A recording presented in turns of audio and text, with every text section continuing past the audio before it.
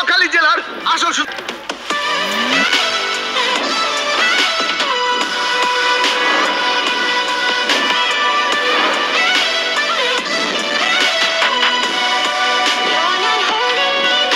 চলুন ভিডিও শুরু করে। নোয়াখালী জেলার সমস্ত সৌন্দর্য অন্যতম সুন্দর একটি স্থানটি গর্ব করার মতো একটি জায়গা, সেটি বিশ্ববিদ্যালয়ের সামনে।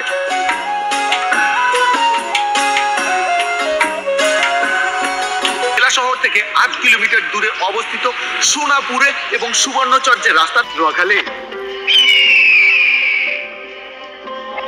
নোয়াখালী বাংলাদেশের অন্যতম জনপ্রিয় এবং সুন্দর একটি জেলার নাম। নোয়াখালী জেলার প্রাচীন নাম ছিল ভুলুয়া। ইতিহাসবিদদের মতে একবার ত্রিপুরার পাহাড় থেকে প্রবাহিত ডাকাতিয়া নদীর জলে ভুলুয়ার উত্তর পূর্বাঞ্চল ভয়াবহভাবে প্লাবিত হয় ও ফসলি জমির ব্যাপক ক্ষয়ক্ষতি হয়।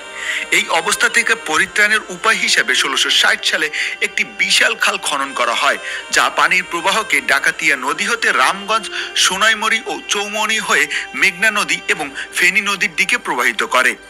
এই বিশাল নতুন খালকে নোয়াখালীর আঞ্চলিক ভাষায় নোয়াখাল বলা হতো, আর অনেকের ধারণা মতে এই নোয়া থেকেই নোয়াখালী নামের উৎপত্তি হয়েছে।